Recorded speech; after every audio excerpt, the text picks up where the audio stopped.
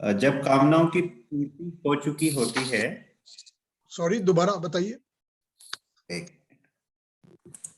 तो आपने जैसे कहा कि जब कामनाओं की पूर्ति हो चुकी होगी, तो देह रूप लेने की जरूरत नहीं होगी।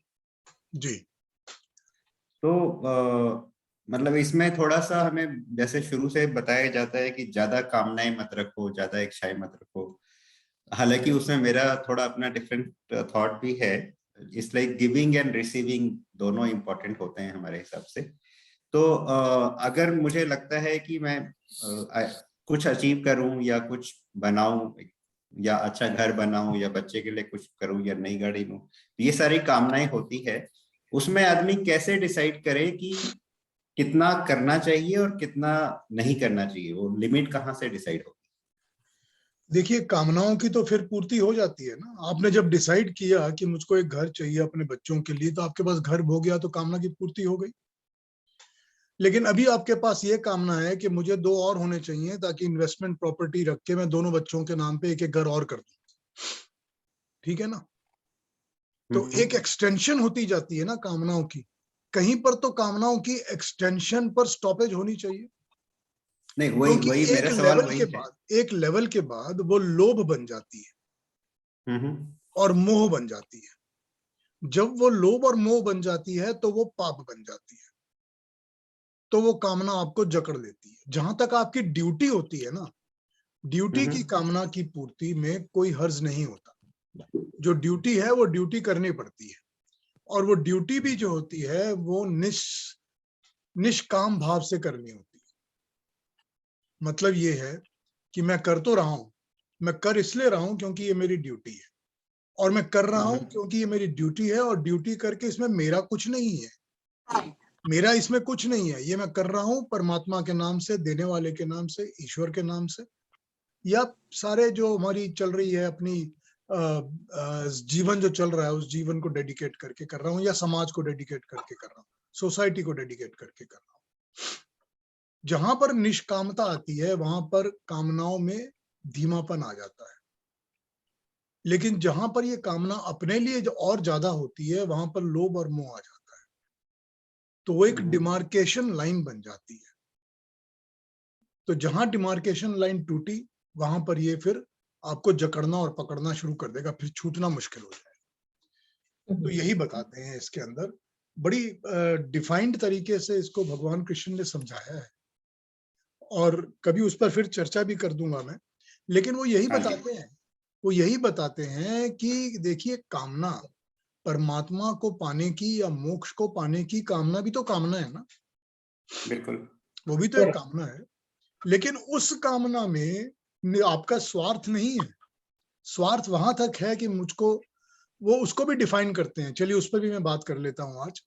उसको भी वो डिफाइन करते हैं कि जो लोग बहुत ज्यादा दुखी हो जाते हैं, वो फिर दुखों से छुटकारा पाने के लिए मोक्ष की और परमात्मा के पाने की प्रार्थना करते रहते हैं, कामना करते रहते हैं। दूसरे वो लोग होते हैं जो लोग दूसरे अन्य किस्म के कष्टों को भोग भोग के तंग आ चुके हैं, शारीरिक कष्टों को, मानसिक कष्टों को, वो भी सब कामना करते रहते हैं कि मुझको भी परमात्मा मोक्ष दिला। ठीक है। और ऐसे योगी संत लोग भी होते हैं जिनको लगता है कि हमको और तो कुछ चाहिए नहीं, चलो मोक्ष प्राप्त करके देखते हैं कैसा होता है। वो भी कामना करते रहते हैं। तो कामनाएं तो वो जी। भी हैं, लेकिन उसमें जहां स्वार्थ अटैच्ड होगा वहां पर वो कामना जो है वो पूरी तरह से पूरी नहीं होगी। वो मतलब क्या कहा जाए उसको, उस कामना में कुछ ना कुछ मोह, कुछ ना कुछ स्वार्थ जुड़ा रहेगा। तो वो निष्काम नहीं होगी।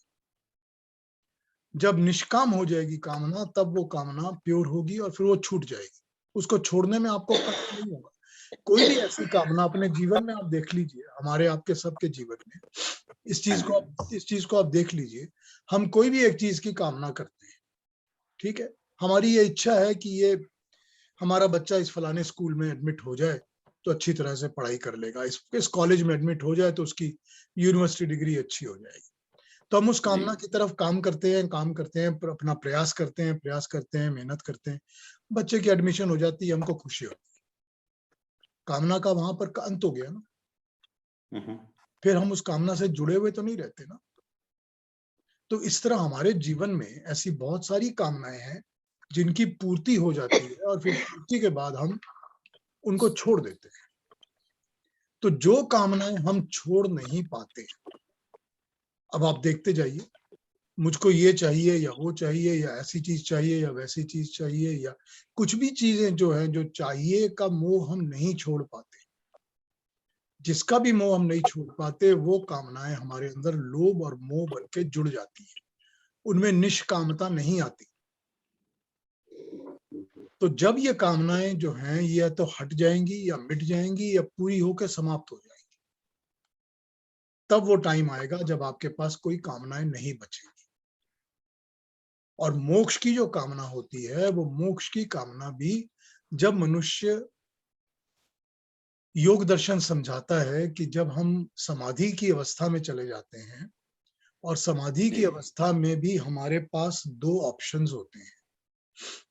लास्ट फाइनल स्टेजेस पर दो ऑप्शन ये होते हैं। एक ऑप्शन ये होता है कि मैं हूं और मैं परमात्मा का ध्यान कर रहा हूं और परमात्मा मेरे ध्यान में आ रहे हैं। तो ये दो एंटिटीज बची रहती है। लेकिन इसका अगला स्टेप होता है जब उसमें से भी एक एंटिटी खत्म हो जाती है, मैं खत्म हो जाता हूं, फिर मैं हूं ही नहीं, केवल परमात्मा है और मैं उसी के साथ जुड़ा हुआ हूं। वही मेरी समाधिस्थ अवस्था है। जब वो अवस्था आती है तो ही रियल समाधि होती है, तभी मोक्ष का द्वार खुलता है। तो इस चीज को अगर आप जोड़ेंगे अपनी इंडिविजुअलिटी के साथ, तो आपको ये समझ में आएगी बात कि जब तक इसके अंदर कुछ भी मैं है, कोई भी मैं इसमें बाकी है, तब तक ये निष्काम नहीं होती कामना। और निष्काम जब तक नहीं होगी, तब तक कामना जो है वो मोक्ष का द्वार नहीं खोलेगी। ठीक जी, समझा पाया हूं मैं या कंफ्यूजन है? नहीं, सो आपने काफी अच्छा बताया। वो थोड़ा बहुत मुझे भी, बिकॉज ये मेरा भी थोड़ा सा टॉपिक है कि हम बोलते हैं कि डिजायर, जैसे आपने बोला कि जब कामना ना हो तो भी प्रॉब्लम होती है। तो desired fulfilled brings you happiness and desired unfulfilled brings you sadness correct. और अनहैप्पीनेस। सो मेरा थोड़ा ये था कि जैसे फॉर एग्जांपल मैं बोलता हूँ, मुकेश अंबानी है, तो वो ऑलरेडी बिगेस्ट कंपनी बना चुके हैं, या जो भी अभी उनका सिचुएशन है, तो उसके लिए वो अपना काम करना तो बंद नहीं कर देंगे। वो अभी भी काम करते हैं, शायद 10 घंटे, 12 घंटे, 18 घंटे, जो भी करते हैं, वो कर्म कर रहे हैं अपना। उसके लिए उनका कर्म ही वही है जिसमें वो और शायद लाखों करोड़ों रुपए उनका बिजनेस बढ़ रहा है, लेकिन उसकी वजह से काफी लोगों को एम्प्लॉयमेंट मिल रहा है, काफी लोगों की शायद उनको ब्लेसिंग मिल रही है। तो इसमें उनकी कामना हुई या वो अच्छा कर रहे हैं, उस सेंस में मैं पूछ रहा नहीं, कि। तो उसमें दोनों बातें हैं ना। उसमें फिर ये लोक कल्याण भी है, जन कल्याण भी हाँ है, जी, समाज सेवा भी है, देश जी, की सेवा भी है, सभी कुछ है ना। और उसमें अब उनका कितना पर्सनली, उनका कितना लोभ है, मोह है, ये मुझे नहीं पता। क्या उनके दिमाग में हर वक्त ये रहता है कि मुझको वर्ल्ड का नंबर 1, इंडिया का नंबर 1 रहना है, बने रहना है, मेंटेन करना है? उसके लिए वो क्या कर रहे हैं? क्या वो कुछ गलत काम भी कर रहे हैं? क्या किसी को दबा भी रहे हैं? क्या किसी को हर्ट भी कर रहे हैं? ये हमें नहीं पता। तो अगर तो दोनों चीजें बैलेंस्ड हैं, तो अच्छा बुरा दोनों कर्म हो रहे हैं, सिर्फ एक कर्म नहीं, दोनों कर्म हो रहे हैं। जी, ठीक है ना? अगर दोनों कर्म हो रहे हैं तो फिर वो मिश्रित कर्म है सारे, फिर वो अच्छा बुरा दोनों मिक्स है उसके अंदर। तो ये उसमें ये समझना पड़ेगा कि वो जन कल्याण कर रहे हैं, उतना काम तो उनका निष्काम भाव से हो रहा है, लेकिन कुछ काम ऐसा भी है जो निष्काम नहीं हो रहा होगा। ठीक जी, है ना? तो ये दोनों चीजें आपको समझनी पड़ेंगी। अगर आप अगर आप यहाँ पर अमेरिकन बेस जो टॉप बिजनेसेस हैं, इनके जो भी टॉप्स हैं जिनको कि हम जानते हैं सबको, चाहे वो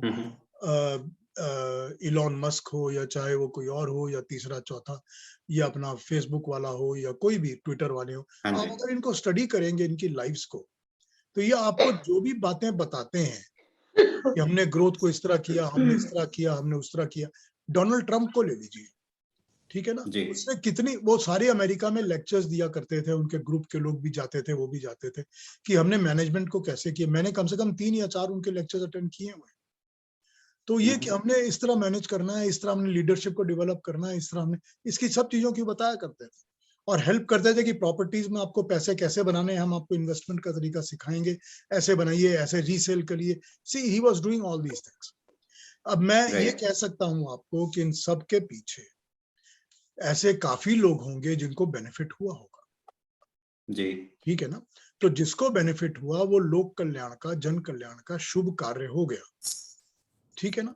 मगर इसके पीछे क्रूकेडनेस, बेईमानी और लोगों का पैसा मारने का धंधा, सब कुछ भी जुड़ा हुआ था ना जुड़ा हुआ। तो जब वो भी है और ये भी है, तो ये बस वो हो जाता है कि सारे मिश्रित कर्म है। इसमें जो अच्छा किया वो बुरे से धुल गया और जो बुरा किया वो अच्छे के साथ धुलता जा रहा है। तो उसमें कोई मतलब वो, यू कांट कॉल इट कि वो सब बिना कामना के काम कर रहे हैं या मतलब वो निष्काम से काम। अच्छे काम के पीछे बुरे काम हाइड कर रहे हैं। हाँ कर रहे हैं, हाइड कर रहे हैं, और बुरे काम तो करते ही रहते हैं। बुरे काम तो वो करते ही रहते हैं ना। उसका भी कर्म फल तो मिलेगा ही ना। कर्म फल तो हर एक चीज का मिलेगा, अच्छे का भी मिलेगा, बुरे का भी।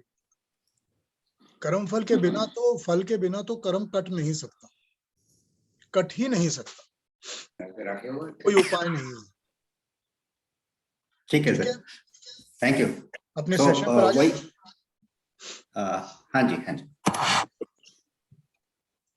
सबको नमस्ते जिन्होंने ज्वाइन किया है, थैंक यू वेरी मच। नमस्ते। सबको नमस्ते। और अब चलिए मैं सबको म्यूट कर रहा हूं और म्यूट करके स्टार्ट कर देते हैं।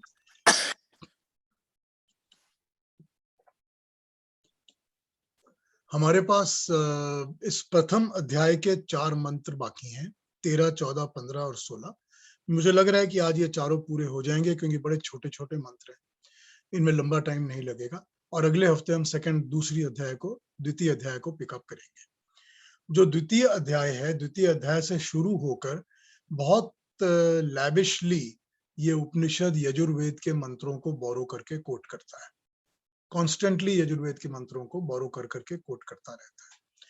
तो खैर वो अगले अध्याय में आएगा, उसको देखेंगे। अच्छा, एक बात और मैं सबसे कहना चाहता था कि 13 फरवरी संडे को मैं ये सेशन नहीं कर पाऊंगा, मुझे कहीं जाना होगा संडे मॉर्निंग, मैं अवॉइड नहीं कर सकता। तो लौटने में कितना टाइम लगेगा ये मुझे पता नहीं है। अगर मैं 2 घंटे बाद का टाइम दूं तो इंडिया वालों को मुश्किल हो जाएगी शायद, and I am not sure about the time also. तो मैं संडे 13 फरवरी को ये सेशन नहीं कर पाऊंगा।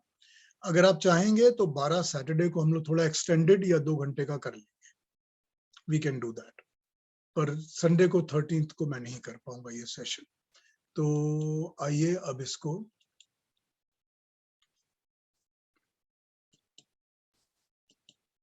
स्क्रीन शेयर करते हैं, आज के मंत्र को।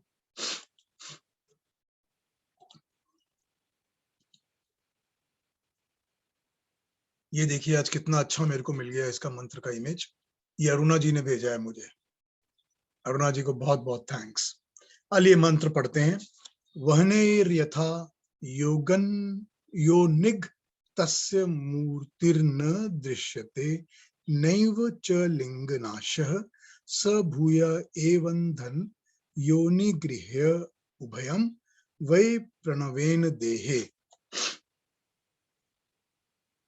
वहने अग्नि की, यथा तरह जैसे, योनि गतस्य अपनी योनि कारण में रहते हुए, मूर्ति रूप आकृति, न दृश्यते नहीं दिखती, दिखाई नहीं देती, न एवच और न ही लिंग नाशः उसकी उपस्थिति के चिन्ह का नाश होता है, नाश होना संभव है। सह वह अग्नि भूय एव फिर भी ईंधन योनि गृह्य ईंधन रूपी योनि में उत्पत्ति स्थान में ग्रहण की जा सकती है। तद्वा तो वैसे ही उभयम दोनों, ब्रह्म और जीव, वही ही प्रणवेत्न प्रणव के ओम के जप से देह हे देह में जाने जा सकते हैं। जैसे अग्नि जब अपने कारण में चली जाती है तो उसका आकृत रूप दिखाई नहीं पड़ता, परंतु उसका पूरा नाश नहीं होता, जिससे वह फिर से ग्रहण की जा सकती है, उसका चिन्ह बना रहता है। इसी प्रकार प्रणव के द्वारा, ओंकार के द्वारा देह में जीव और ईश्वर दोनों को ग्रहण किया जा सकता है। आइए इसको समझते हैं कि क्या कह रहे हैं। अग्नि लुप्त हो जाती है, मगर उसको रिकिंडल किया जा सकता है और वो फिर उभर के आ जाती है। उसका होना, उसका चिन्ह पूरी तरह से नष्ट नहीं होता। एक एग्जाम्पल से इसको समझाया जाता है कि एक मोटा सा वृक्ष और उसका तना, समझ लीजिए कि वो जल गया अग्नि में, और कुछ दिनों तक जलने के बाद अग्नि उसकी शांत हो गई, और फिर यदि एक बहुत बड़ी सी ड्रिल लेकर उसके अंदर ड्रिल किया जाए तो वृक्ष के अंदर डीप इनसाइड अंदर जाएंगे तो हमको वो अग्नि सुलगती हुई मिल जाएगी। ठीक ठीक इसी प्रकार संसार के अज्ञान और अविद्या से ढका हुआ मनुष्य, जब उसमें प्रणव की ड्रिल की जाएगी तो एकदम अंदर छिपा बैठा आत्म स्वरूप उभर कर सामने आ जाएगा। प्रणव ही वो शक्ति है जो कि डीप विद इन पेनिट्रेट कर सकती है। ये इस मंत्र का अभिप्राय है। वैसे इसको दूसरे तरीके से भी समझ सकते हैं। ऐसे कई कारण होते हैं कि जो मनुष्य के अपनी डीप इनसाइड में छिपे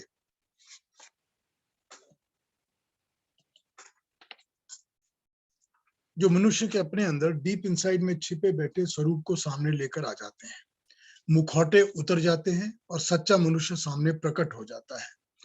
एक मुझे पुरानी चर्चा याद आ गई, काफी दिन, कुछ साल पुरानी बात है। कोई एक मनुष्य थे जो मुझसे काफी मिला जुला करते थे। तो एक दिन उन्होंने मुझे कहा कि आप उचित आदमी हैं, आप मेरा एनालिसिस करके बताइए कि what type of a character और what type of a human being I am from hidden from inside. तो मैंने भी उनकी बात को सीरियसली ले लिया। कुछ दिन तक सोचते समझते बातें करते रहे, मिलते रहे। तो मैंने एक कच्चा चिट्ठा उनके सामने रख दिया, जैसे कि इंसान को उसका आईना दिखाना होता है, ठीक उसी तरह मैंने कहा these are the traits that you have. अब उन्होंने देख तो लिया, लेकिन बिना बोले वो इतना ज्यादा सुलग गए, उलग गुस्सा हो गए कि अल्टीमेटली उन्होंने मुझे ये बताया कि तुम्हारी मजाल कैसे हुई मुझसे ये बात कहने की, देखो जरा मैं इसका बदला तुमसे कैसे लेता हूँ। अब ये उसके डीप इनसाइड का जो है ना, ये निकल के बाहर आ रहा है। जो ऊपर का मुखौटा था जो उसने पहना हुआ था इतने दिनों, इतने सालों तक, जो बता रहा था कि मैं एक फेयर एनालिसिस सुनने को तैयार हूँ या आपसे बात करना चाहता हूँ वगैरह वगैरह, जो भी था वो सब उखड़ के बाहर आ गया, क्योंकि अंदर का स्वरूप जो होता है वो बाहर निकल कर आ जाता है, भद्रता जो है वो हट जाती है। लेकिन ये तो मैंने नेगेटिव एग्जाम्पल यूज किया है। नेगेटिव की जगह इसको पॉजिटिव थॉट में लें, क्योंकि मंत्र तो पॉजिटिव ही कह रहा है हमको। जब अज्ञान से राह नहीं मिलती, अविद्या ने धर के पकड़ के रखा है और कोई उपाय नहीं सूझता, तो सारा सहारा, सारा आश्रय प्रणव ही है, ओम ध्वनि ही है, ओम का नाम ही है।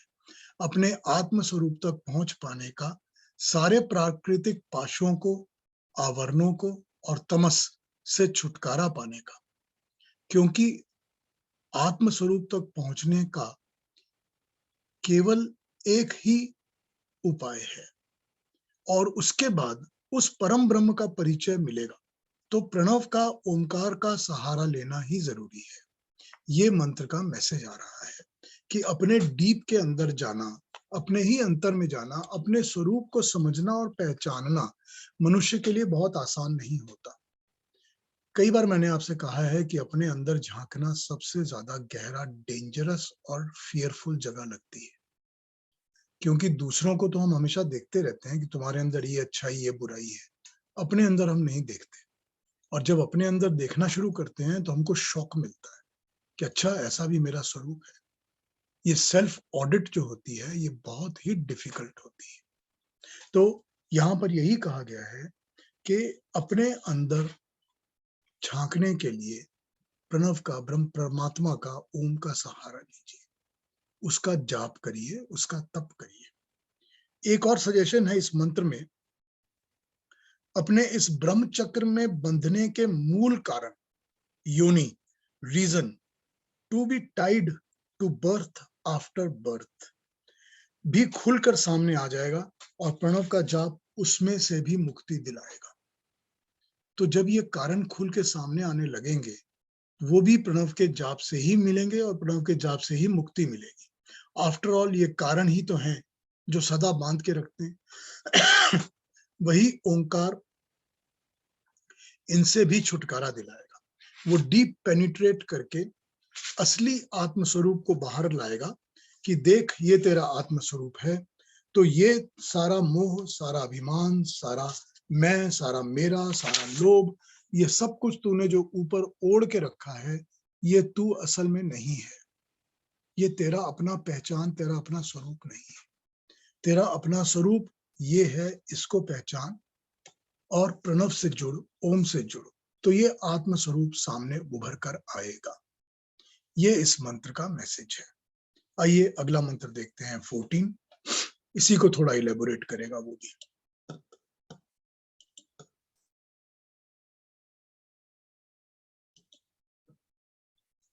स्वदेहम अरुणिम कृत्वा प्रणवम च उत्तर अरुणिम ध्यान निर्मंथन अभ्यासात देवम पश्येत निगूढ़ वत। स्वदेहम, अपने शरीर को, अरुणिम, विशेष अग्नि, ईंधन, नीचे की दिशा की अग्नि, अरणि जिसको कहते हैं, कृत्वा करके, प्रणवच और ओम के जाप को, उत्तर अरणिम, ऊपर की अरणि, उत्कृष्ट ईंधन के समान करके, ध्यान निमर्थन अभ्यासात, ध्यान रूपी निमर्थन से, रगड़ के निरंतर अभ्यास से, पुनः पुनः बार बार के अभ्यास से, देवम, आत्मा में स्थित, देव दिव्य ब्रह्म परमेश्वर, पश्येत, साक्षात करें, देखें, जाने, निगूढ़वत, जो अंदर छिपा बैठा है, स्थित बैठा है, अंदर अंदर बैठा है, गूढ़ बैठा है।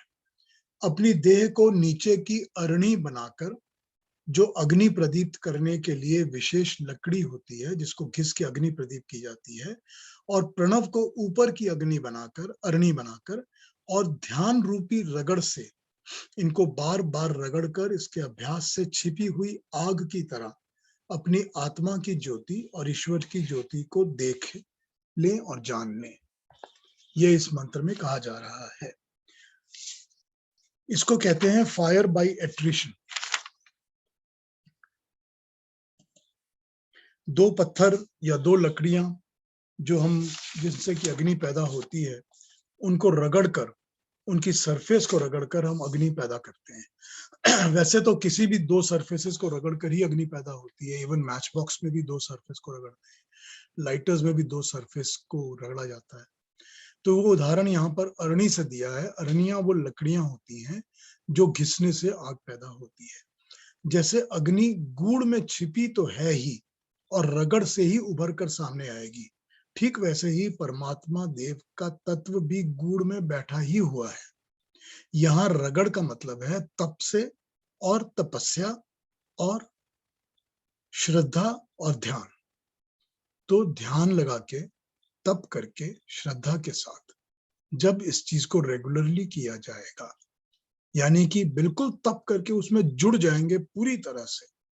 जरूरी बात तो ये है कि इसको निरंतर करना है और बाकी सांसारिक लगाव और जुड़ाव से अलग होना पड़ेगा और मुख्य उद्देश्य ही ध्यान को बनाना पड़ेगा कि यही मेरा ध्यान है। यही गीता का पाठ वैराग्य और अभ्यास का है। वो भी यही कहते हैं कि संसार से वैराग्य लोगे और वैराग्य के अभ्यास करोगे और फिर परमात्मा से जुड़ने का अभ्यास करोगे, तभी परमात्मा से जुड़ पाओगे।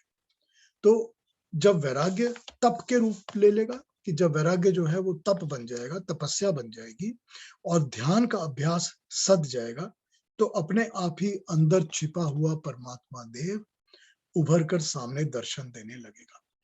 तप और अभ्यास, वैसे तप और अभ्यास से हम अपने प्रैक्टिकल जीवन में अगर देखेंगे तो तप और अभ्यास से ही संसार की सारी सफलताएं हमको मिलती हैं। हमने जो भी काम संसार में करना है, अगर उसके अंदर हम तपपूर्ण तपस्या पूर्वक उस काम में लग जाएंगे और अभ्यास करते रहेंगे और कॉन्स्टेंटली उसमें लगे होंगे, ध्यान लगाएंगे, तो हमको सफलता मिलती है। तो जब सांसारिक सफलताएं इस तरह मिलती हैं, तो ये पारलौकिक सफलता क्यों नहीं मिलेगी? वही प्रिंसिपल वहां अप्लाई होगा, क्योंकि प्रिंसिपल और रित तो सारे परमात्मा के बनाए हुए सारी दुनिया में एक ही है। तो जब एक ही नियम है तो वही नियम वहां लागू, वही नियम यहाँ लागू। तो सफलता उसी तरह से होगी, यही एक नियम है। तो इस तरह परमात्मा तत्व को अपने अंदर तलाश करो और पाने में सफल हो जाओ तप और ध्यान के द्वारा। तो ये इस मंत्र का अभिप्राय है। आइए अगला मंत्र भी देख लेते हैं, 15वां।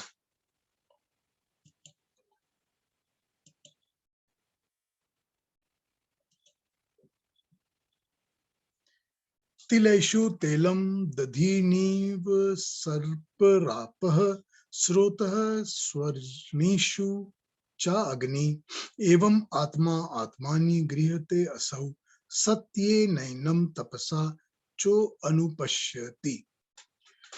तिलेषु तिलों में, तैलम तेल, दधीति दही में, इव जैसे, सर्पी घी, स्रोतः सु भूमिगत स्रोतों में जल, अरणीषु अरणियों नामक लकड़ियों में अग्नि, एवं इसी प्रकार आत्मा परमात्मा आत्मानी जीवात्मा में, उसके हृदय आकाश में, गृह्यते ग्रहण किया जा सकता है, असौ यह सत्येन सत्य से, निष्ठा से, श्रद्धा से, सत्याचरण से, एनम इस ब्रह्म को, तपसा धर्मानुष्ठान तप से, यह जो अनुपश्यति देखता है, जानता है, जान लेता है।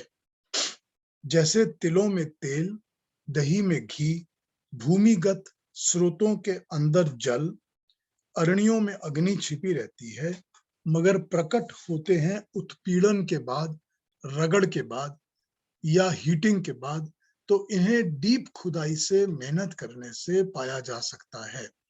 वैसे ही जीवात्मा में परमात्मा छिपा बैठा है, निहित है, जिसका ग्रहण सत्य और तप की रगड़ से होता है। पिछले मंत्र में ध्यान और तप पर का बात की थी, इस मंत्र में सत्य और तप पर बात की है। वही जो पिछले मंत्र में कहा था उसी को इलेबोरेट कर रहे हैं। यहाँ पर सत्य और तप को सत्य पर आधारित होना ही होगा। अगर तप जो है वो सत्य पर आधारित नहीं होगा तो गलत राह पे चलेगा, तो मिसगाइडेड हो जाएगा, तो उसका ध्यान परमात्मा की तरफ नहीं जा पाएगा। इसीलिए ध्यान भी, तप भी और सत्य के ऊपर बेस किया हुआ तप। यहाँ इसे हम सिंसियरिटी, ट्रूथफुलनेस, ऑनेस्टी, पिनेंस सब कुछ समझ सकते हैं।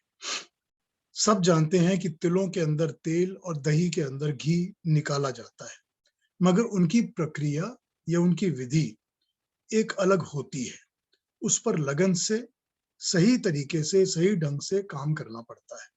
यही उस काम का तप है, जो कि सत्य के आधार पर करना पड़ता है। अगर प्रॉपरली ट्रूथफुलनेस के साथ उस काम को नहीं करेंगे तो हमको घी नहीं मिलेगा, तो हम उसको नहीं निकाल पाएंगे। वही उपाय अपने अंतर, अपने परमात्मा को पाने का, जीवात्मा सत्य और तप की रगड़ से उस तक पहुंच सकता है, क्योंकि वो दिखता नहीं है मगर है। जैसे तिलों में तेल दिखता नहीं है मगर है, तो परमात्मा दिखता तो नहीं है मगर है। या अरणियों में आग दिखती नहीं है मगर होती है।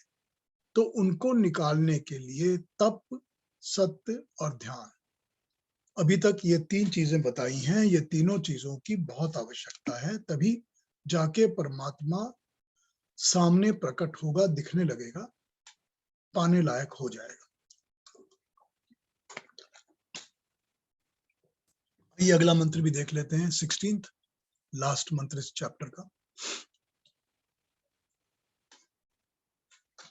सर्वव्यापिनम आत्मानम क्षीरे सर्पी इव अर्पितम आत्मविद्या तपो मूलम तद ब्रह्म उपनिषत् परम, तद ब्रह्म उपनिषत् परम इति।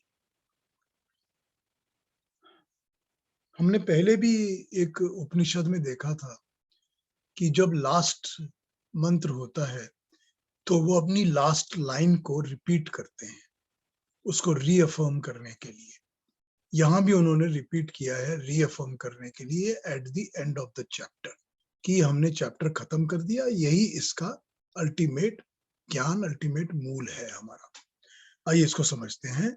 सर्वव्यापिन, सर्वव्यापक, सारी सृष्टि में व्याप्त, आत्मानम, परमात्मा को, परम ब्रह्म को, क्षीरे, दूध में, सर्पीर इव, घी की तरह, अर्पितम, उपस्थित, प्राप्त, आत्मविद्या तपो मूलम, आत्मज्ञान और तप से ही जिसका मूल आधार है, तद उसको, ब्रह्म उपनिषद, ब्रह्म की उपासना, उसका ज्ञान, परम श्रेष्ठ, सबसे उत्तम, अंतिम ज्ञान स्थिति, तद ब्रह्म उपनिषद परम इति, वही ब्रह्म, परम ब्रह्म की उपासना का ज्ञान है। यही ब्रह्मवादी ज्ञानी जो चर्चा में बैठे हैं उनका निश्चय इस निष्कर्ष तक पहुंचा है। सर्वव्यापी परमात्मा को आत्मविद्या के मूल तप से जाना जाता है। सर्वव्यापी परमेश्वर को आत्मविद्या के मूल तप से जाना जाता है। जैसे दूध में घी व्याप्त होता है वैसे ही परमेश्वर सर्वव्याप्त है। यही परम पद ब्रह्म की उपासना का ज्ञान है, यही उस परम ब्रह्म की उपनिषद का ज्ञान है निश्चय से। ये इस मंत्र की ट्रांसलेशन हो गई। इसको समझते हैं, इस पर थोड़ी चर्चा कर लेते हैं।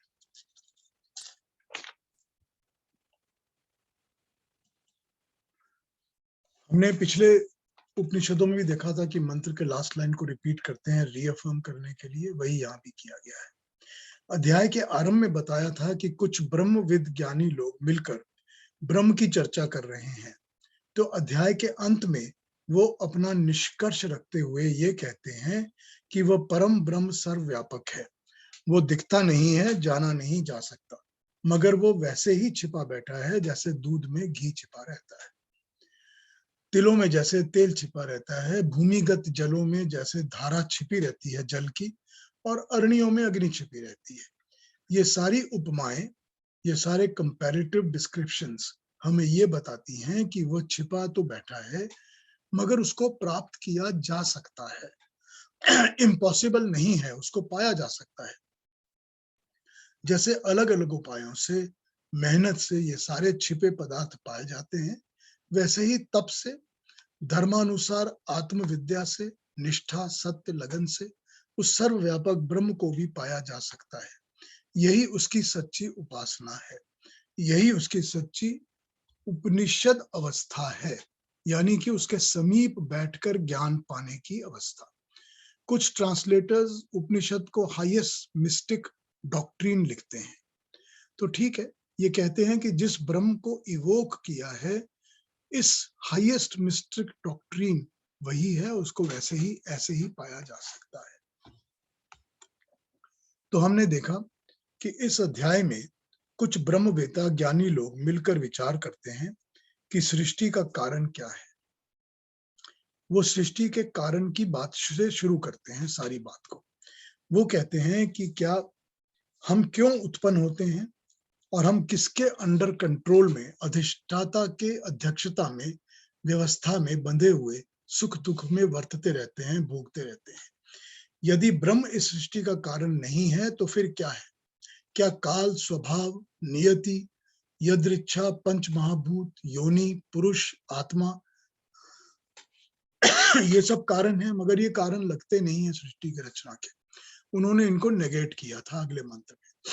सृष्टि एक चक्र की तरह चल रही है, यदि नदी की प्रवाह की तरह बह रही है, ऐसा भी कह सकते हैं। इस सृष्टि चक्र में तीन तत्व हैं जो नित्य हैं, वो परमात्मा, जीवात्मा और मूल प्रकृति हैं। तीनों अज हैं, अजन्मा हैं, अनादि हैं, और तीनों को समझ लेना ही ब्रह्म ज्ञान है। इसमें भेद ये है कि जीवात्मा भोगता है, वो भोग करता है, प्रकृति भोग्य है, जो भोग पदार्थों को प्रस्तुत करती है, उसके सामने लाके रखती है, और परमात्मा प्रेरक है, प्रेरणा देता है। इनमें से प्रकृति क्षर है, खर जाती है, खर्च हो जाती है, स्पेंट हो जाती है, नष्ट हो जाती है, मगर परमात्मा और जीवात्मा अक्षर हैं, ये कभी स्पेंट आउट नहीं होते, ये परमानेंट है। प्राकृतिक पदार्थों के 5 गुण शब्द, रस, रूप, गंध, स्पर्श के भोग के साथ बंध जाने के कारण हम प्रकृति के पाशों में बंध जाते हैं। जब इन पाशों से अपने को अलग करके अपने आप को चेष्टा करेंगे कि इनसे हम अपना पीछा, अपने हाथ छुड़ा सके, हाथ धो सके, तो हम जीवात्मा जो हैं वो मुक्ति पा जाएंगे। सृष्टि चक्र में बंधने पड़ जाने के कोई 200 अलग अलग कारण हमने यहाँ पर बताए हैं। यही कारण जब तक रहेंगे, इस जड़ प्रकृति से जुड़ते बंधते रहना पड़ेगा, और जब तक प्रकृति से जुड़े रहेंगे, प्रकृति के गुण, राग, द्वेष, कलह, क्लेश सब साथ जुड़े रहेंगे। जब परमात्मा का साथ बनेगा तो ही दुख और क्लेश छूटेंगे। परमात्मा सर्वत्र है, सर्वव्यापक है, उसे पाने के लिए दूर कहीं भी जाने की कोई आवश्यकता नहीं होती। प्रणव द्वारा परम देव परमेश्वर का ध्यान करने से आत्मविद्या और तप के द्वारा परमात्मा को पाया जा सकता है। जैसे तिलों में तेल छिपा रहता है और दूध में दही छिपा रहता है, जमीन के नीचे दबे स्रोतों में जल छिपा रहता है, अरण्यों में अग्नि छिपी रहती है, वैसे ही हमारे भीतर परमात्मा छिपा बैठा है। तप से, ध्यान से, लगन से, श्रद्धा से और सत्य से, इसी से परमात्मा को पाया जा सकता है। तपस्या करके अपने ही अंदर रगड़ के, ड्रिल करके उसको ढूंढा जा सकता है। तो ये हमारा फर्स्ट चैप्टर आज समाप्त होता है। सेकंड चैप्टर पर मैं अगले हफ्ते से बात करूंगा। सेकंड चैप्टर का शुरू ही पहले 5 मंत्र ही 5 यजुर्वेद के मंत्र हैं। 11वें अध्याय के पहले से 6वें मंत्र, तो उन पर अगले हफ्ते चर्चा करेंगे। थोड़े और नेक्स्ट लेवल ऑफ डेप्थ पे चले जाएंगे वो, तो उन पे अगले बात करेंगे। अब आगे के पूरे जो 5 और अध्याय बचे हैं इस उपनिषद के, वो हर एक अध्याय के अंदर परमात्मा और उसके गुण, उसके कर्म और उसके स्वभाव, और परमात्मा से जुड़ने के लिए कैसे संभव हो सकता है मनुष्य को, क्या क्या क्या क्या अलग अलग छोटी छोटी बातों को सोच सोच कर हम परमात्मा के साथ जुड़ सकते हैं। एक बार में सब कुछ बता देना, समझा देना इजी तो है, मगर वो अंदर बैठता नहीं है। ये चीज नहीं बैठती। हमको बचपन से पता है कि परमात्मा स्वामी है, परमेश्वर है, मालिक है सबका, वही परम पिता परमात्मा है, वही सब कुछ करता है, वही अध्यक्ष है। मगर ये बात हमारे जीवन में, हमारे स्वरूप के अंदर बैठती कहाँ है और बैठती कब है? हम तो फिर भी उसको नकारते रहते हैं, सोचते ही नहीं है उसके बारे में। तो कैसे छोटी छोटी टिप्स हमको हेल्प करती हैं टू अचीव द पर्पस। अब आगे के 5 अध्याय इस पर स्टार्ट करके अलग अलग तरीके से इन बातों को समझाना शुरू करेंगे। ठीक है, तो अब अगले सैटरडे को मैं द्वितीय सेकंड अध्याय के फर्स्ट मंत्र से शुरू करूंगा। जिनके पास घर में यजुर्वेद है वो यजुर्वेद देख सकते हैं। 11वें अध्याय के पहले 5 मंत्र हैं वहां। जिनके पास नहीं है, मैं तो इस पे लाके आपको पढ़ के सुनाऊंगा ही, दिखाऊंगा ही, वो बता दूंगा आपको। अब क्योंकि ये यजुर्वेद के मंत्र हैं, तो इन पर कुछ थॉट्स अलग अलग टाइप के होते हैं, वो मैं आपके सामने प्रेजेंट करूंगा। सबके ऊपर हम बात कर लेंगे, कोई अलग वैरायटी ऑफ थॉट मिलेगी, उस पर भी बात कर लेंगे। ठीक है, तो आज की बात इतनी। अब कोई प्रश्न हो, कोई कमेंट्स हो, कोई क्वेश्चन हो तो बताइए। थैंक यू अरुणा जी, आपने कॉम्प्लीमेंट दिया है कि बहुत अच्छा एक्सप्लेनेशन दिया है। Thank you very much Aruna ji. जी, कोई और किसी ने कुछ कहना हो, कोई कमेंट हो या कोई क्वेश्चन हो या कोई चीज दोबारा समझनी हो तो आप पूछ लीजिए। पीयूष, छोटा सा एक वो मन में आ रहा था विचार हाँ जी, कि हम जैसे अपने रोज पूजा करते हैं, रोज हवन करते हैं, रोज हम जाते हैं मंदिरों में, हमें लगता है हमने अपना काम कर लिया है और हमें लगता है कि हमने जो करना था, थोड़ा सा ईश्वर की तरफ ध्यान देना था, हमने दे दिया है। लेकिन आप जैसे आपने समझाया है कि उसमें जब तक तप और श्रद्धा ना हो तो हम नहीं पहुंच सकते हैं। तो इसका मतलब क्या हुआ कि क्या जो पंडित हैं जो हमें हमारा काम करवा रहे हैं, सारे धर्म अनुसार सारे जो भी हमने उनसे शादी हो या कुछ हो करवाते हैं, वो भी कहीं भी नजदीक नहीं होते हैं, किसी भी, वो भी परमेश्वर के बिल्कुल नजदीक नहीं है। नहीं वो भी देखो, अपना सब कर नहीं ही रहे हैं काम। नहीं, ये सब कर्म कांड है। कर्म कांड में और तपस्या में फर्क है, ठीक है। भगवान कृष्ण तो कर्म कांड को पूरी तरह से नेगेट कर देते हैं, वो कहते हैं इसकी जरूरत ही नहीं है। लेकिन कर्म कांड आवश्यक इसीलिए है कि वो हमको एक राह, एक पाथ दिखाता है। वो हमको बताता है कि ऐसा होना चाहिए, ऐसा करना चाहिए, मनुष्य को ये सोचना चाहिए, ऐसे विचारों से दूर रहना चाहिए। वो हमको इस चीज को दिखाता है और ट्रेन करता है। जितनी देर तक आप कर्मकांड में लगे हुए हैं, उतनी देर तक आप दूसरी दुष्चिंताएं नहीं करते, परमात्मा का ध्यान करते हैं और परमात्मा के ध्यान में लगे रहते हैं। तो उतना सा तो वो अच्छा है, तो उतना ही अच्छा है। अगर उसके बियॉन्ड, अगर बाकी की उस विद्या को ये भी समझ लो कि जो कर्मकांड ने सिखाया, अगर उस विद्या को भी हमने अडॉप्ट करके अपने जीवन के अंदर पूरी तरह से ढाल लिया कि हमारा सारा दिन ही परमात्मा चिंतन में ही गुजरता है, उसी की सेवा में सारा काम करते हैं, अगर उसमें ढाल लिया, तब तो जीवन बन गया हमारा। ठीक, बात तो एक ही है। पर वो कर्म तो जिस तरह से मर्जी उसको पकड़ लो, एक ही बात है कि मैं अपने कर्म तो कर रहा हूं, मैं सारा कुछ कर रहा हूं, लेकिन मैं सब कुछ परमात्मा को अर्पित करके ही कर रहा हूं, मेरा इसमें कुछ नहीं। ठीक, तब क्या होगा? तब वो कर्म कांड भी अपने आप ही तपस्या और श्रद्धा बन जाएगी। तो ये एक बोलने और समझने का तरीका है कि अगर तो हम वो 10 मिनट के लिए जो पूजा पाठ कर रहे हैं उसके बाद सब कुछ भूल जाते हैं और पूजा पाठ में जो कहा बोला सुना उसको अडॉप्ट नहीं करते, जीवन में अपनाते नहीं है, तो उसका कोई फायदा नहीं।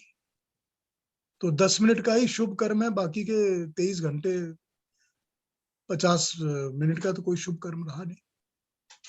तो यही बस इसी तरह से इसको प्रैक्टिकली सोचना पड़ेगा। मतलब कर्म भी हम कर रहे हैं अगर, तो वो भी उसी तरह से ये सोच के करें कि हम पूरी तरह से श्रद्धा से कर रहे हैं। हाँ, मेरे लिए मैं नहीं कर रहा, मेरे पर्सनल इंटरेस्ट का इसमें कुछ इधनमम मेरे लिए कुछ नहीं है इसमें। ये सारा कुछ परमात्मा, मैं तुम्हारे आदेश पर तुम्हारे लिए कर रहा हूँ, जन कल्याण के लिए कर रहा हूँ, पब्लिक के लिए, लोगों के लिए कर रहा हूँ, देश की सेवा में कर रहा हूँ, प्रकृति की सेवा में कर रहा हूँ, परमात्मा की इच्छा अनुसार कर रहा हूँ, मगर मेरा अपना पर्सनल इंटरेस्ट कुछ नहीं है। नहीं तो पूजा पाठ तो जरूरी तो नहीं कि हम 10 मिनट बैठ के श्रद्धा से हाथ जोड़ के ही करें, वो तो हम किसी समय किसी भी रूप में कर सकते हैं, सारा दिन कर सकते हैं, सारा दिन घूमते फिरते चलते बात करते सब टाइम कर सकते हैं। बिल्कुल बिल्कुल बिल्कुल बिल्कुल ठीक बात। मंदिर के सामने बैठ के ही पूजा नहीं होती सिर्फ ना। हाँ बिल्कुल ठीक बात है। मंदिर वगैरह जो है वो ट्रेनिंग पॉइंट्स हैं, वो आपके माइंड को ट्रेन करते हैं, कंसंट्रेशन ऑफ द माइंड। हाँ बिल्कुल, वो आपको थोड़ी देर के लिए ट्रेन कर देते हैं कि देखिए ये रास्ता है, इसको अपनाइए। जो आदमी सारा दिन मंदिर बैठा रहता है वो भी सारा दिन उसी तरह से ध्यान ही लगाता रहेगा, ये भी कोई जरूरी नहीं, जरूरी नहीं। तो ये एक ट्रेनिंग ग्राउंड है, आपको एक पॉइंट मिला है कि देखिए ये हमने आपको सिखाया है, इसको फॉलो करिए, तो इसको जीवन में अडॉप्ट करिए। ठीक बात है। ठीक है पीयूष जी, तप और तपस्या में क्या फर्क है? नहीं, तप और तपस्या एक ही चीज है। पीयूष जी, तप का स्वरूप तपस्या। पीयूष जी एक क्वेश्चन। अच्छा, हाँ जी। आपने बताया कि सत्य तप से परमात्मा की प्राप्ति हो सकती है, मतलब उसको समझा जा सकता है, तो मतलब उसमें तप तो समझ में आता है कि यू टू तप की तीन डेफिनेशन में से वो एक होगी उसमें से करके, मगर जो सत्य मतलब क्या in a word, in a material or real life scenario, सत्य से मतलब कैसे? हर चीज जो परमात्मा के ज्ञान से जुड़ी है वो सत्य ज्ञान है। जो भी चीज प्रकृति के ज्ञानों से जुड़ी है वो सत्य ज्ञान नहीं है, वो असत्य ज्ञान है। जो विद्या के पदार्थ हैं वो सत्य पदार्थ हैं। जो परमात्मा प्रतिपादित हैं वो सत्य है। जो परमात्मा प्रतिपादित नहीं है वो म्यूटेबल है, वो चेंज हो जाता है। वो टेम्पररी सत्य हो सकता है मगर वो चेंज हो जाता है। जो परमानेंट सत्य है, जो कभी चेंज नहीं होगा, कभी अपने फॉर्म को नहीं बदलेगा, वो परमात्मा अकेला है। तो सत्य को उस परमात्मा के ज्ञान, परमात्मा के नाम का तप उसी सत्य के नाम का जो परमानेंट परमात्मा का ज्ञान है। बाकी चीजों के ऊपर अगर तपस्या करेंगे तो भटक जाएंगे, क्योंकि बाकी जगह ले जाएंगे। हम किसी भी सब्जेक्ट पे तपस्या कर सकते हैं तो हमको वो अपने सब्जेक्ट पे एक्सपर्ट बना देगा, लेकिन हमको जब सत्य रूपी परमात्मा पर ही तपस्या करनी है तभी वो हमको परमात्मा से मिलाएगा। ठीक। तो वो मतलब सत्य को रियल लाइफ में कैसे एक्सरसाइज किया है? सत्य को रियल लाइफ में इस तरह एक्सरसाइज किया जा सकता है कि कोई भी चीज को एक उस पर मेजरमेंट डाल लीजिए, माप करके देख लीजिए कि ये जो मैं जिस चीज को मैं सत्य समझ रहा हूं, क्या ये अल्टीमेट परमात्मा का ट्रूथ है या ये किसी नेचर के प्रोडक्ट का ट्रूथ है या प्राकृतिक प्रोडक्ट का ट्रूथ है। जब उसके आप एनालिसिस करेंगे, विवेचना अपने मन में करेंगे, तो आपको पता चलेगा कि ये किस प्रकार का सत्य है, कि क्या ये ऐसा सत्य है जिसके ऊपर परमात्मा का ज्ञान टिका हुआ है, परमानेंट ईश्वरीय ज्ञान। क्या ये वो चीज है जो हम अपने उपनिषदों में, वेदों में पढ़ते हैं, देखते हैं, जानते हैं, परमात्मा ने, भगवान कृष्ण ने इसको कहा है। अगर नहीं कहा है तो ये कौन सा ऐसा सत्य है जिसके पीछे मैं तपस्या पे लगा हुआ हूं। बड़ा सिंपल एग्जाम्पल के साथ समझ सकते हैं इस बात को कि क्या मैं ध्यान में लगा हूं या समाधि में लगा हूं परमात्मा की, क्या मैं तपस्या में लगा हूं कि मुझको ये एक एजुकेशनल डिग्री प्राप्त करनी है, तो उसका भी तो एक सत्य है ना। पर वो सत्य जो है वो परमात्मा वाला सत्य नहीं है। सत्य तो है वो, और वो मिलेगा भी क्योंकि उस पर हम तपस्या करेंगे। तो सत्य वो जो कि सिर्फ केवल परमात्मा के साथ जुड़ा सत्य है, वही सत्य है। प्रैक्टिकल लाइफ में इसको चिंतन मनन से डिसाइड किया जा सकता है।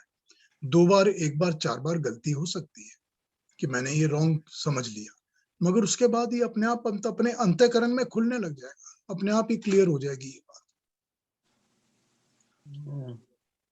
मतलब ओके, सत्य नहीं, मतलब सत्य ऐसी एक डेवलपमेंट ऑफ अंडरस्टैंडिंग करके, तब मतलब वो अंडरस्टैंडिंग के टुवर्ड्स एक्टिविटीज करके और उसको पकड़ रख के चलना, तो परमात्मा की अंडरस्टैंडिंग होती है। देखिए कोई भी काम हम जब करते हैं तो कभी हमारे मन में ये बात उठती है कि मैं ये क्यों कर रहा हूं, या मैं ये क्यों सोच रहा हूं। सोच के ऊपर भी ध्यान आता है ना। तो जब इस चीज को हम एनालाइज करते हैं और उसके डीप रूटेड कॉज को ढूंढते हैं तो लगता है कि ये मैं इसलिए कर रहा हूं क्योंकि मेरा पर्सनल इंटरेस्ट इस चीज में है, या मेरी इंटेंशनली मेरे अंदर जो इंटेंशंस हैं वो अपने आप ही इस तरफ जुड़ी हुई हैं। तो जब हम उस चीज को एनालाइज करना शुरू करते हैं तो पता चल जाता है कि ये किस तरफ अल्टीमेट इसका क्या है। क्या ये उस किस्म का सत्य है जो मुझे परमात्मा के ज्ञान से जोड़ता है, और ये वैसा सत्य है जो कि मुझे दूसरी किसी चीज से जोड़ रहा है। तो जब ये समझ में आ जाएगा कि तब तो हमको सत्य पर ही करना है, परमात्मा का सत्य, क्योंकि हमको पाना परमात्मा को है। अगर परमात्मा को पाना है तो उसी के सत्य के ऊपर तपस्या करनी पड़ेगी, वरना कोई और चीज पे करेंगे तो उस चीज का ज्ञान मिल जाएगा, लेकिन परमात्मा का फिर नहीं मिलेगा ज्ञान। तो परमात्मा के ज्ञान के लिए परमात्मा के सत्य के ऊपर ही तपस्या करनी पड़ेगी।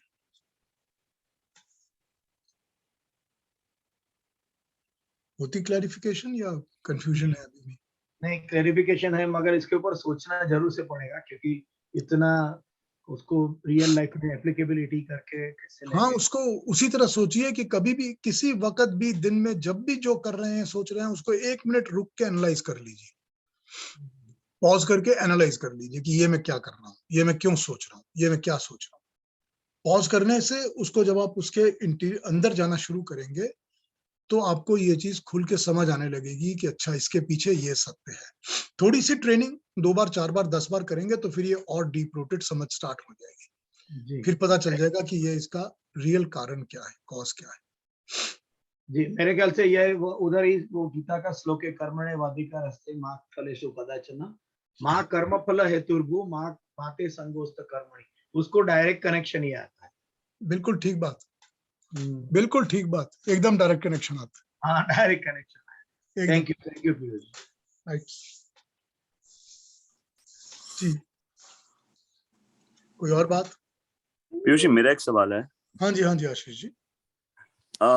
आपने मेंशन किया अभी कि इधर नमम का जिक्र किया ना आपने कि भी दूसरों के लिए होना चाहिए, हमारे लिए नहीं है होना चाहिए से। तो जब मैं इस चीज को रियल लाइफ में, प्रैक्टिकल लाइफ में सोचता हूँ इसके बारे में, तो अब हर आम तौर पर आम आदमी जो काम करते हैं, हम लोग अपने लिए, अपने परिवार के लिए कई चीजें करते हैं, ठीक है, तो क्या वो गलत है या कहाँ तक वो कैसे उस चीज को हम इधर नमम को अपने जीवन में उतार सकते हैं रियल लाइफ में? देखिए, ये मैंने आपको बताया ना कि ड्यूटीज के ऊपर अलग बात होती है कि हमको जो ड्यूटी करनी है अपने बच्चे, अपने परिवार, अपने समाज, इन सब की तरफ वो हमको करनी है, क्योंकि वो ड्यूटीज हम पर्सनल इंटरेस्ट के लिए ही नहीं कर रहे हैं। ये ठीक है कि मेरा बेटा बड़ा होगा, अच्छी तरह पढ़ाई करेगा तो मेरा सहारा बनेगा, ये पर्सनल इंटरेस्ट हो सकता है, लेकिन इस पर्सनल इंटरेस्ट के बियॉन्ड अगर ड्यूटी कर रहे हैं तो ड्यूटी ठीक है। इदनमम का मतलब होता है कि हर कार्य के अंदर मैं अपना निहित स्वार्थ नहीं ढूंढता कि ये सारी चीजें मैं अपने पर्सनल गेन, पर्सनल इंटरेस्ट के लिए कर रहा हूं, ये नहीं होना चाहिए। तो जब वो स्वार्थ नहीं होता, लोभ, मोह, स्वार्थ, मैं, ये चीजें नहीं होती, तभी वो काम इदनमम वाला होता है, निष्काम होता है। ठीक है, हमने शुरू में इसी बारे में बात की थी आज। तो वो तभी ऐसे होता है काम जबकि उसमें स्वार्थ नहीं होता। उसमें जब स्वार्थ छुपा हो जाएगा तभी उसमें मोह जुड़ेगा, उसमें पाप जुड़ेगा, उसमें लोभ जुड़ेगा, उसमें मैं और अभिमान जुड़ेगा। वो स्वार्थ होना नहीं होना चाहिए, काम निष्काम हो जाना चाहिए। ड्यूटी समझ के मैं काम कर रहा हूं, मैंने अपनी ड्यूटी पूरी की, थैंक यू गॉड, नेक्स्ट काम, बस। उसमें मैं नहीं आना चाहिए। जब मैं नहीं आएगा तो अपने आप निष्काम हो जाएगा। Okay, thank you. ठीक है ना? सेल्फिश इंटरेस्ट नहीं आना चाहिए, ये बहुत जरूरी है। मेरा सेल्फिश इंटरेस्ट या मेरे लोगों का सेल्फिश इंटरेस्ट, दोनों चीजें नहीं आनी चाहिए। Right, okay, thank you. हाँ जी, और कोई बात? अच्छा, समझ में आ गया। ठीक है, अच्छी बात। पीयूष जी, एक बात पूछूं? हाँ जी। तो इस श्लोक में, मंत्र में कहा गया है कि आप प्रणव का उपयोग कर सकते हैं, तो इसके बारे में आप ज्यादा बता सकते हैं कि कैसे ये ओंकार का उपयोग करना चाहिए हम निजी जीवन में? ओम का नाम है, ओम का जाप है, तो एक प्रैक्टिकली यही है। पर्टिकुलर वे से ही करना चाहिए या कब करना चाहिए, ऐसे कुछ है उसका? अब ये कैसे देखिए, किया जाए? या तो आप एक रूटीन बना के करते हैं कि मुझे रोज इस वक्त बैठना है और इस वक्त बैठ के ओम का जाप करना है। अब इन्होंने आपको सिर्फ ओम और प्रणव का जाप बताया है।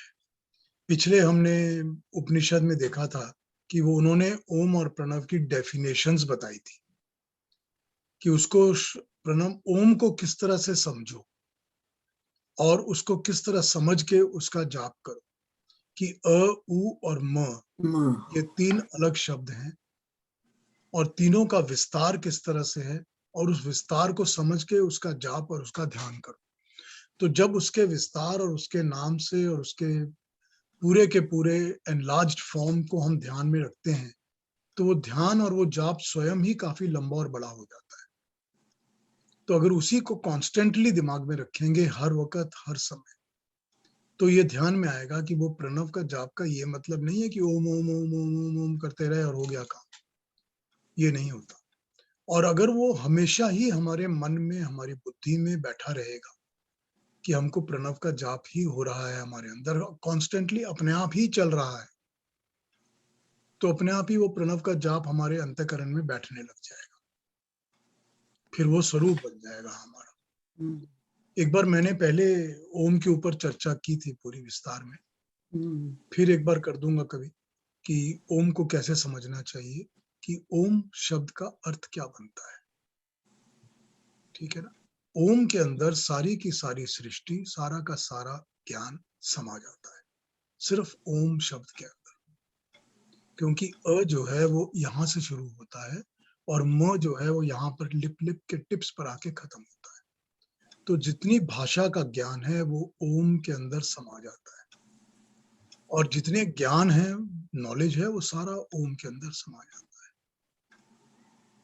उनकी ब्रेकअप एनालिसिस फिर कभी करूंगा, मगर ओम को समझने के लिए यही है कि उसको समझना पड़ेगा कि सारा विश्व का विस्तार इसी साउंड के साथ है।